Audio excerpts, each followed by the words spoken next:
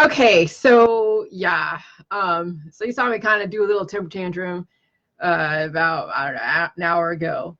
Because yeah, when I have a break in my routine or I have just a change, an upset of homeostasis, it really throws me off. And that's okay because we have to learn how to adapt to all the changes. And sometimes when you do have a change, you got to figure out, yeah, it's going to hurt for a second, but really it's not a big deal. You just have to then modify and figure out how to remedy a situation. So anyways, so yeah, I do my best work early in the morning where I have no distractions, because when you have distractions, it throws everything off. You really can't focus the way you want to focus. So anyways, so yeah.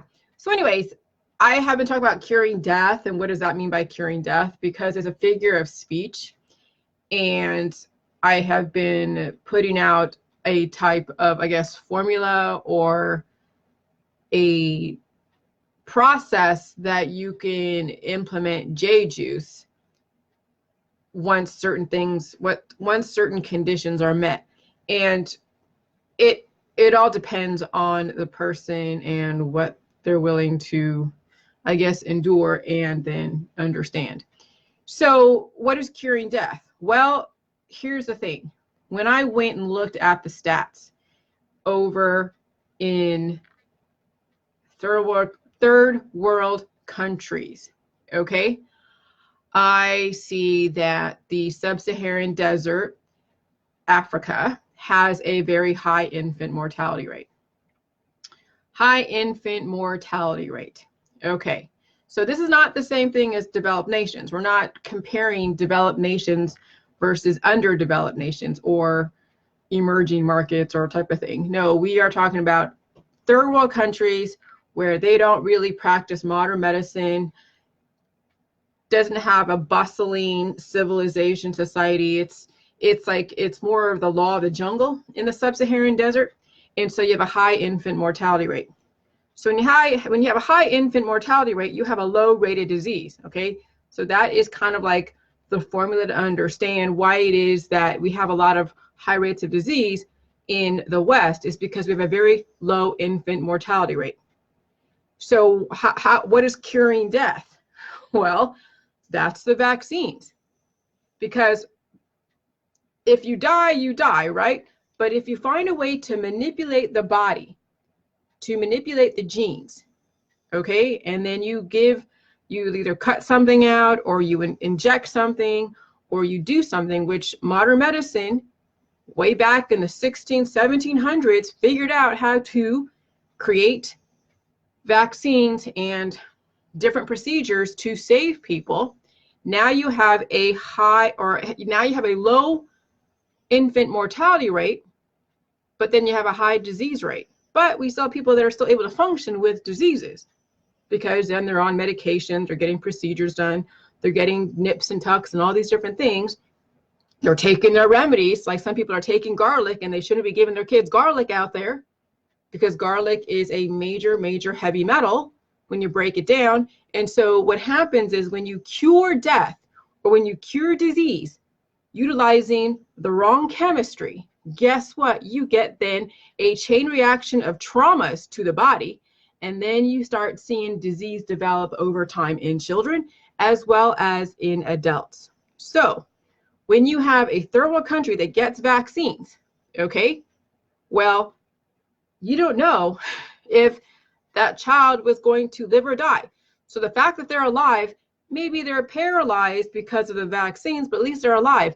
Now it's up to us in the West to now figure out how to, since we got this baby that could have died, because when Mother Nature says, okay, you're too weak to live, and she basically commits pure Darwinism on you, which means only the strong survive, and then you inject a baby with a vaccine and the baby lives, but maybe they have issues with the body, it's better than being dead, okay? But remember, when you're in a third world country and you don't have a very organized civilization, you still have chaos. There's still a lot of aggressive bacteria and viruses on weak bodies. you're going to have a lot more, obviously, cancer disease and chronic illness or paralysis happen when we are trying to integrate the Western medicine in a population that is just developing. They haven't figured out their water system yet. They haven't figured out their whole society yet. But when you go to somewhere like us, like the West, where we have great plumbing, great organization, great access to resources, we can afford to give people vaccines and they can survive being in utero, and maybe they will come out with a few issues, but at least now we have ways to manage and cure some of the issues. Now, cures mean it's temporary, okay? Cures means it's temporary. So if you're going to cure death with a vaccine to where it used to be a high infant mortality rate to now a lower infant mortality rate because of the vaccines, now we have to figure out how to then reverse those issues and then allow the human body to then develop the way it was originally intended with the right chemistry. And the allopathic and the holistic market have the cures, but those cures are very traumatic on bodies that are already malfunctioning. And so when I see people applying all of these aggressive remedies in the holistic market that are really no different than the allopathic market, it actually paves more way for more issues in their children's future. So when the kid is eating straight up garlic cloves, you know, as a snack, and garlic is so aggressive on a microbiome, you're now destroying the communication between your gut to all of your other cells in the body, thus further weakening the body. And then you're already exposed to viruses. And then guess what? The viruses exploit the weaknesses in that kid's body. You are now paving the way for cancer in that child's future. And that's exactly what goes on in the allopathic holistic market, because people are applying all the different cures. Vaccine is a cure. It's a cure for death in third world countries and for people who could potentially suffer SIDS. I mean, they cured or they figured out and isolated the SIDS gene in the Amish, because you know why Amish don't have autism? Because they have a high rate of SIDS, a high infant mortality rate. So you're not going to see autism and Down syndrome in the Amish population until you bring in a cure. Now, if the cure could be garlic, because it's such an aggressive form of a herb or a spice, or it could be gene editing called the CRISPR kids, which brings me to the whole CRISPR generation. We have kids competing against people who are either very autistic or Down syndrome, all the way to genius level, because they have a strength in 1/3 of their overall makeup. Okay, so when you have a strength in either your body, mind, and spirit, or even 2 out of the 3 you have a strength in, but then you have a major weakness in another part, you know, so you look at Stephen Hawking. Okay, you look at the body's made up of the body, mind, and spirit. Okay, a human is the body, mind, and spirit.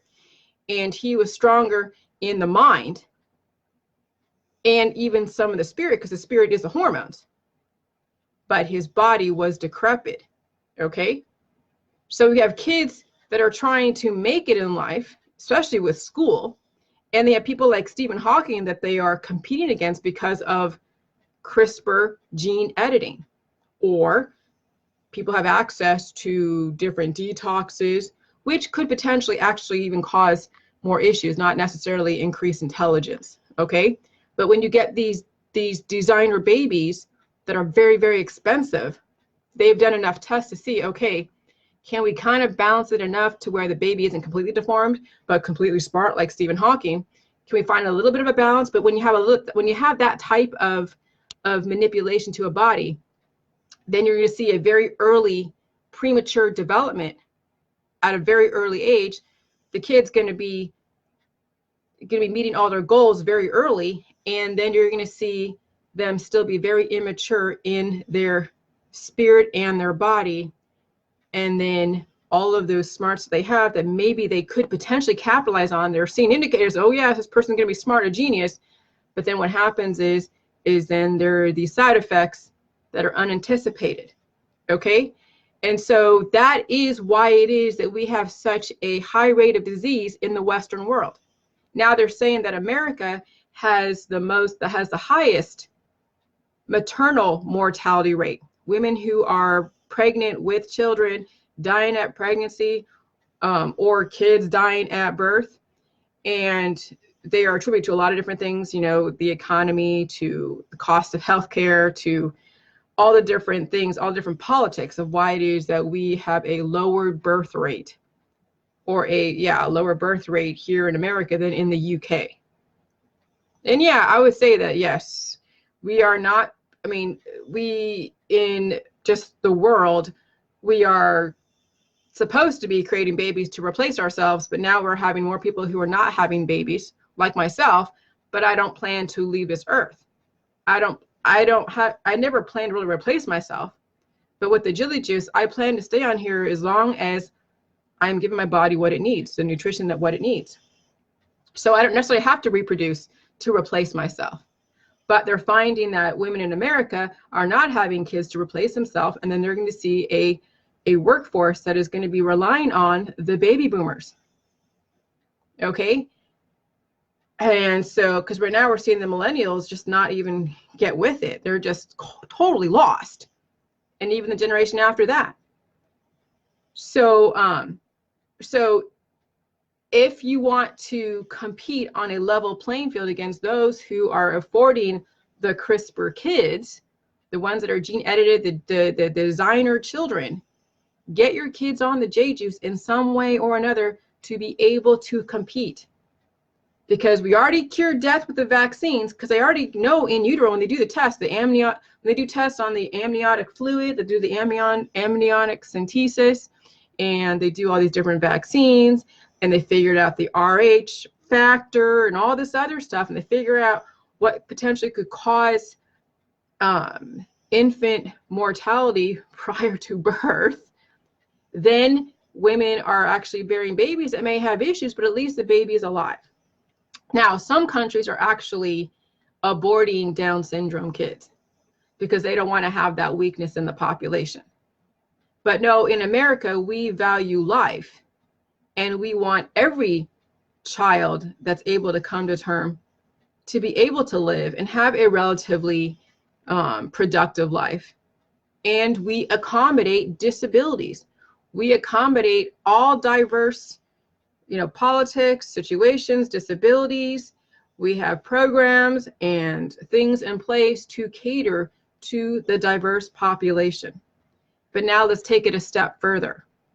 Now that we have cured death for most babies that are able to actually survive in a society, because not all babies survive the cures that are out there. Just like not all 40-year-olds who have pancreatic cancer can survive the cures of chemotherapy or even the cannabis.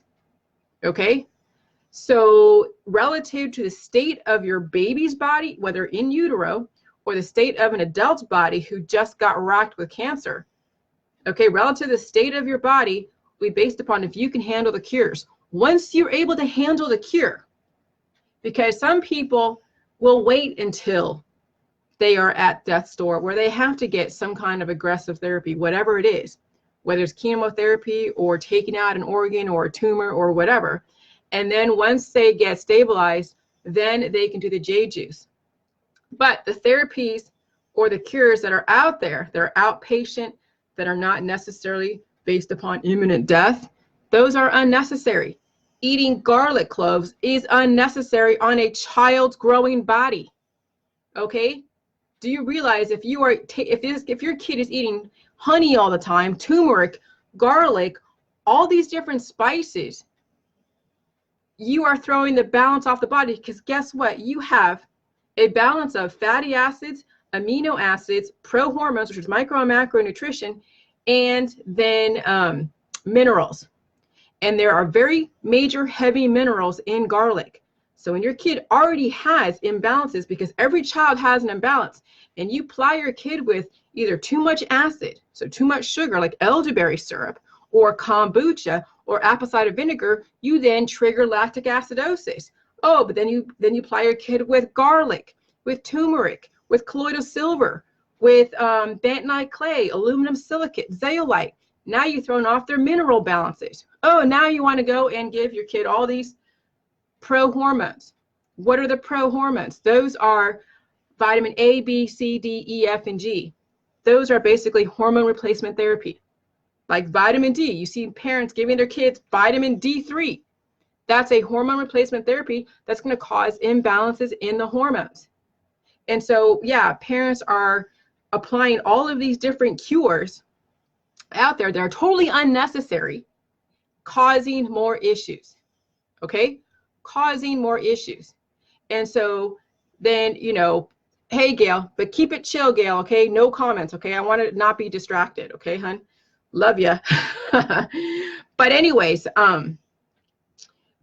so we now need to figure out, okay, we don't need to apply all of these different cures that you guys are being sold by the holistic allopathic, and then you need to look at applying a chemistry that then strengthens the weaknesses to where, yeah, you're going to be bringing up symptoms, okay?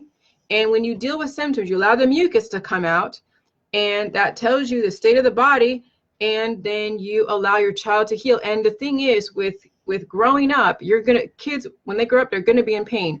The growing pains, taking care of all the past, present, and future triggers, all the predispositions that you pass down to your kid, every single virus they've ever been exposed to on weak parts of their body due to predisposition and trauma, even just when you play soccer, or when you get your car, your hand slammed in the car door, or any injuries, your kid has to now go and heal from all of that. Plus then you have abusive parents, you have bullies at school, you have the trauma of life when you're a child. So not only has the child has to heal from past issues, predisposition, but present traumas that they experience in daily life.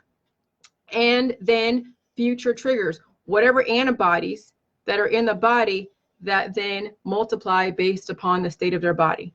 And so when you do the Jilly Juice, you got to bring all that crap up. And the Jilly Juice is basically cabbage, water, and salt. Okay?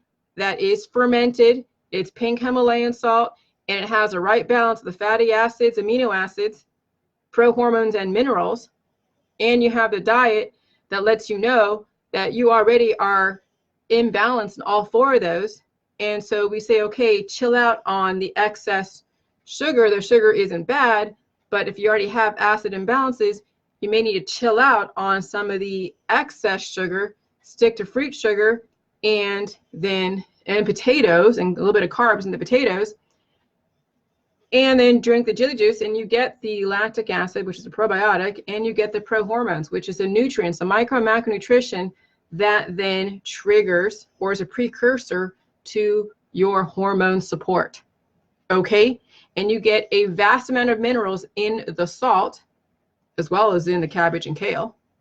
And then the body will determine how much you absorb and how much you need to release based upon the balance or the imbalance of your body. And now it's the body's intelligence that's going to determine what it needs to absorb and release. You're not going to dose yourself with vitamin A, B, C, D, E, and F, and then kombucha and garlic and onions and all these things that you hear about in the holistic world. And then you don't need to turn to any cures, because the cures are what causes the disease or creates an environment for disease. So when you're constantly taking garlic all the time, you are creating an environment for disease in your child. When you're constantly taking kombucha and all these acids, elderberry syrup, you are creating an environment for disease in your child. But these crunchy moms who listen to all these things on the internet, who listen to the trendy stuff, don't know any better. And they then cause more imbalances in their families. Because the more they try to balance it out, the more it affects it. Everything is connected. You think, oh yeah, I have nutritional deficiencies, so I'm just going to go and take all these different vitamins, A, B, C, D, and E, and F. And then what happens is that since everything is connected, now you're going to be impacting, creating side effects, causing more disturbances in other areas of your body. No different than when you take a prescription drug or an over-the-counter drug and you read the damn bottle where it shows you the side effects. Oh yeah, we're going to take care of this symptom, but hey, if you get lupus and you get fibromyalgia and you bleed in all your orifices, we have it on the bottle, it could happen. Because that's what side effects are. Now with the J juice, why you have all the different symptoms that come up is because that's all the damage that you've ever done to your body, past, present, and even the future, because of all the antibodies that you have that haven't completely triggered yet into an actual disease, but they have to still be released, and you're bringing them to surface to then get filtered out of your body. So the J juice doesn't cause any issues. It deals with the issues that you've already sustained through the traumas, the initial traumas, such as car accidents and whatever you were predisposed to, and then all the therapies. Those are the chain reaction traumas, the garlic, the taking away taking away certain organs, procedures, the chemotherapy, okay? All of your hot yoga and your exercise regimes. And so not only will the J juice deal with the initial, but also the chain reaction traumas from the wrong chemistry and the therapies you applied to your body thinking that you were doing something good, but you weren't. So when it comes to curing death, okay, and you're at death's door, you don't have to take those immediate things like chemotherapy. I mean, if they say, okay, you know, you need to do an, you know, a immediate taking out an organ, well, you're not gonna be studying Jilly Juice, be like, okay, I'm gonna do Jilly Juice now that my organ is all messed up, and you know, no, because so when someone is in imminent danger, imminent death, they're gonna do whatever they gotta do to stabilize if they can survive it. So when you cure death, when you are at death's door and you have like stage 4 pancreatic cancer and you have to go through emergency chemotherapy and all that stuff, or you have to get an organ taken out, get it taken out, do whatever it is your doctor says if you are in imminent danger. And once you get to a point where you can actually read my information and understand it, then start doing the J juice, because then you'll know the pain from all of those procedures. And when you do the J juice, that's going to come up, and then you'll see where I'm coming from, where I'm talking about you're going to be experiencing past, present, and future triggers or pain from everything you've ever experienced and whatever you have housed in your body. Okay? But yeah, I wouldn't recommend anyone doing this when they just get diagnosed, because a person is in fear. They think they're going to freaking die. All of their families think they're going to die if they don't do something, you know, like right now, whether getting an operation, getting some taken out, or doing the chemotherapy. Once you get stabilized and you feel comfortable, then you study my information. Okay? So when you cure death, okay, is when you can do the J juice, because now you know what it's like. Okay, so if you survive a cure, then you are strong enough to live. That's what I mean by curing death, because people have cured death all the time. I mean, people survive chemotherapy all the time. People survive their cancer when they're at death's door. They live another 5 years. That's curing death. If you still live despite the imminent danger, despite what they deem is so aggressive that you have to go and get a cure, and you survive it, that was curing death. Vaccines, when you see a very high infant mortality rate lessen based upon modern medicine, those are cures for death. Because if you didn't have those kids wouldn't exist to begin with. So when you cure death, you get disease. And so all these anti-vaxxers and all these holistic people who are like, oh my God, you know, the vaccines cause disease. Well, would you rather not have your kid at all? You won't have any disease. You won't have any autism. Okay? So you have to understand the statistics from different points of view. People are so simple-minded when it comes to correlation equals causation. They don't realize when you actually look at the statistics, the World Health statistics on infant mortality rates, that's where it all starts from. So if you can cure death in utero, now you have a chance to then finally reverse the death trajectory. But you have to understand that when you cure death, you're always going to get some kind of disease no matter what. Because even the ones that are unvaccinated, no matter what, still have issues. They still take the cures. They still do elderberry syrup, which is still causing them more issues. They still do the colloidal silver, which is going to cause them more issues. They still get naturally exposed to the measles in a measles party. And guess what? It's caused more issues. But no matter what, you're going to be exposed to viruses. And if you are old enough to be, or strong enough to be taking all of these different remedies, then you can handle the vaccines. But when you're in utero, when you're so weak, but you need something to give you a layer of protection, and you survive the whole 9 months of being in the wombs. If you survive, what is it? Pregnancy.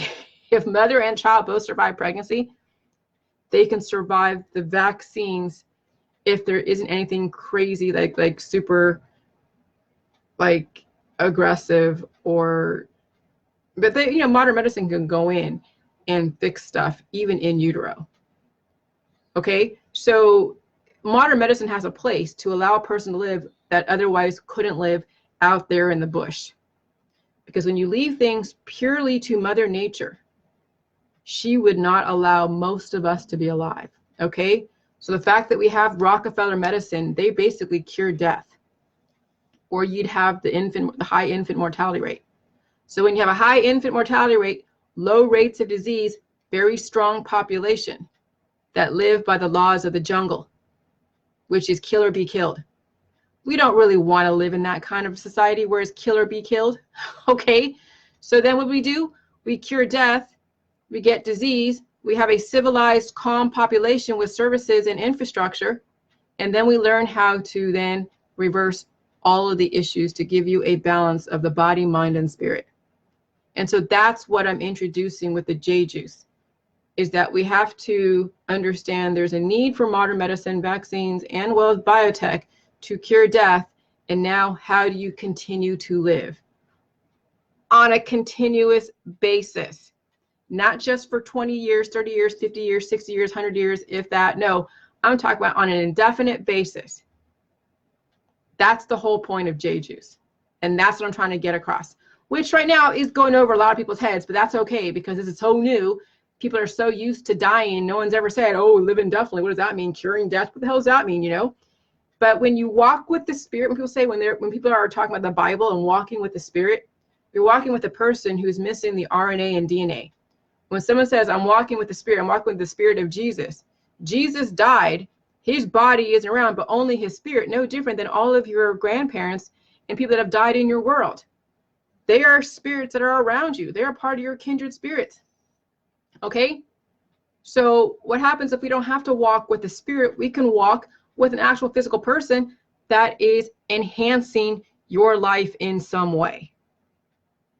And then you teach other people to not have to be recycled in their body and their mind, where they can have the body, mind, and spirit be intact on this earth, living indefinitely.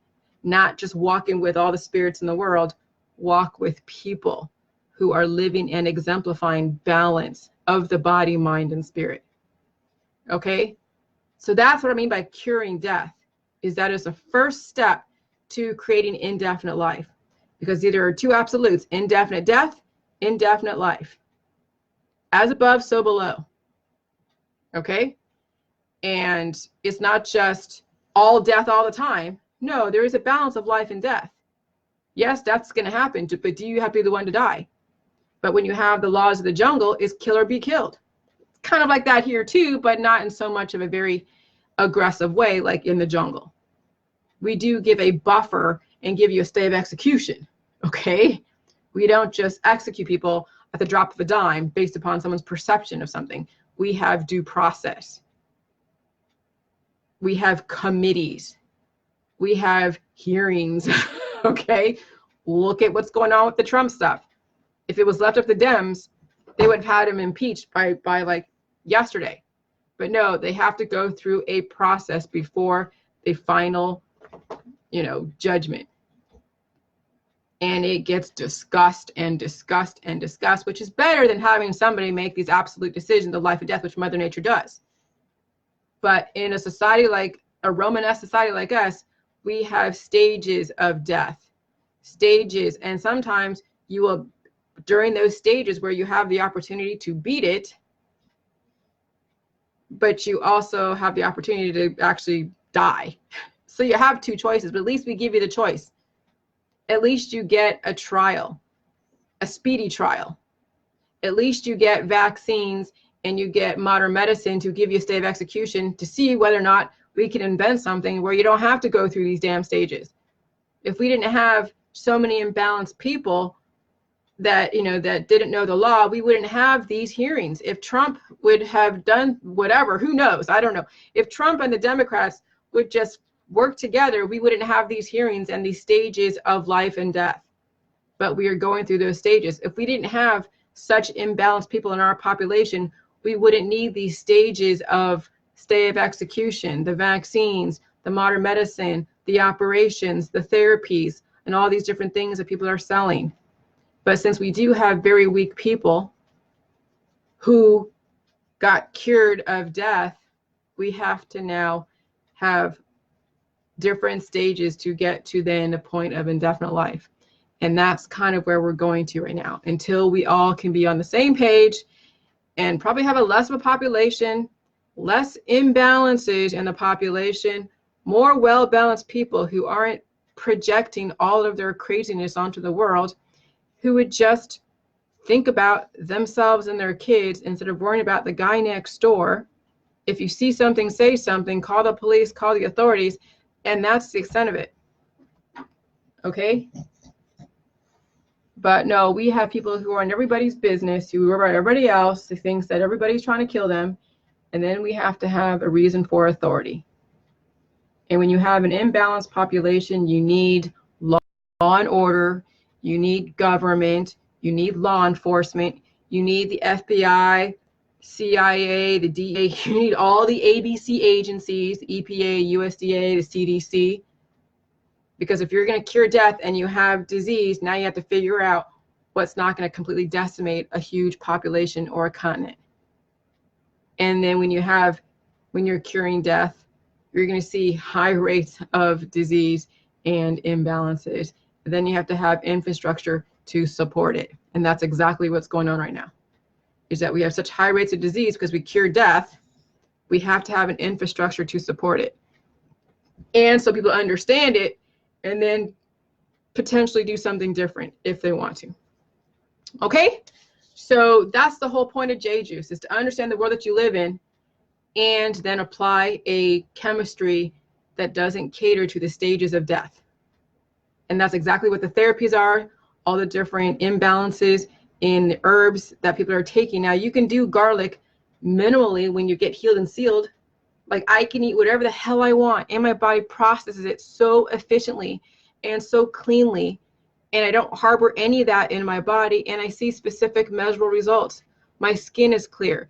My weight has stayed stable. I don't even know I'm going to get my period until the day of, if that. Okay?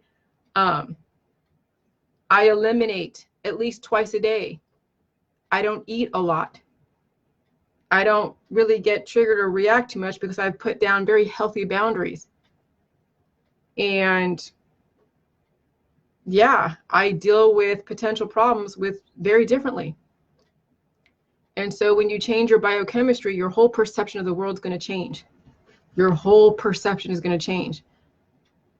And that is the beauty of J-Juice. And so first we have to cure death. Then we have to go and then cure imminent death. So cure death at the beginning of life, cure death somewhere throughout your life, and then do J-Juice. Or you know what? You cure death right there at conception, bring a life into the world, and make sure you never have to cure death at all at any point. Because now you've given your kids the right chemistry so they can compete out there with those kids that are genetically modified and gene edited as a designer baby. And then they will be well balanced in the body, mind, and spirit, and not be so imbalanced where they're so smart, but yet their body is all degraded. Or they lack cognizance and they have a bad body, but they're so loving. Okay? So you see that like in Down syndrome kids, where their cognitive abilities are lacking and their bodies are all messed up, but they're so full of love. They're the most loving people in the world, right? Because they have an imbalance in the body, mind, and spirit. The body and the mind were lacking, but the spirit was like so strong. And then you have Stephen Hawking, who his body was lacking and his mind and spirit were very, very strong. Okay? And you will see shades of the imbalances, the body, mind, and spirit in the population. And so you as J-Juicers will now be able to balance out both the body, mind, and spirit without having too much emphasis on any one thing. And then you'll be more well balanced. You'll see things more of a bird's eye view, not be so tunneled and compartmentalized, and you'll make all the connections. And then you make wise decisions based upon all the information, not just somebody's perception based upon their imbalances. And that's the key to J Juice. Bye.